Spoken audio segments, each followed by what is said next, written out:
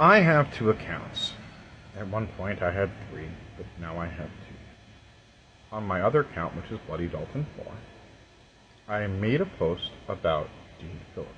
And I'm curious, as a Democrat, and as a lifelong Democrat who's only basically voted Democrat since 1989, there are times that I've had to vote Republican because there was no other alternative. When I lived in Arizona, there were primaries, they were all Republican. And down here, it's been a lot of that in Florida, too. So, one of the big things I always talked about when I taught was democracy. And one of the things with democracy is many voices coming together as one. That's the way it's supposed to work.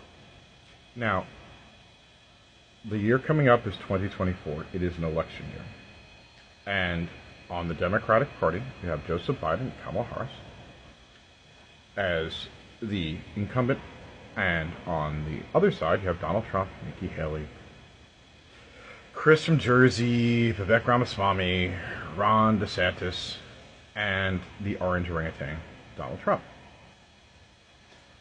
Right now, Trump has got a humongous lead, but he's running into problems. So there are people in the Republican Party who are talking about looking at Nikki Haley or the former governor of Jersey as alternatives for Donald Trump. And Joseph Biden hasn't done anything wrong as far as I'm concerned. The policies that we have with Israel are based on treaties. He doesn't control that in order to control Netanyahu or what has been going on in Gaza since 1948. Because that's how long it's been. Now, President Biden's giving directions to UN, and that's a problem because, we want to not have death and violence if we can avoid it. Us abstaining from a vote on the UN Council is tantamount to stupidity. Anyway. Dean Phillips is a younger man. He's a younger man with new ideas. He's a younger man with new ideas that could help House make sure we get the White House. I don't think it's a problem listening to Dean Phillips. He's a Democrat. He's pro-choice. He's pro-union. Wants an increase in pay for minimum wage. Like all the things that you want from a leftist. But we're not paying attention to it. And I think that's a problem. Let the man speak. He might not win the nomination, but he should be allowed to talk. It is a democracy. There is a First Amendment. And I would like to hear what the man has to say. Am I alone? I know that the younger Democrats are going to align with me.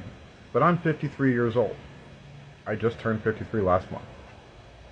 My constituents are between the ages of 60 and like 45. That's like, we had a very similar upbringing. How do you feel about looking at someone like Dean as an alternative for a geriatric president who has done remarkably well in the face of absolute insanity with the Republican Party? But should we not explore all our options? Would it not be beneficial to have someone who is 50 or 40 to do a job that turned a man with solid black hair, Barack Obama, to salt and pepper like mine in 8 years? It's a full-time job. Most presidents are going to golf as much as Donald Trump did. Please remember to vote true and vote blue. And that's what I'm talking about. Let's have a discussion, boys and girls.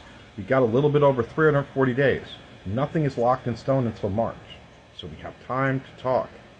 Let's take everything out for a test drive. You don't buy a car without driving it first. We have driven with Joe Biden. I'm not going to say we haven't. I want to hear what Dean Phillips has to say. I've seen some of the stuff. It looks good. Let's give him a listen. What do you think?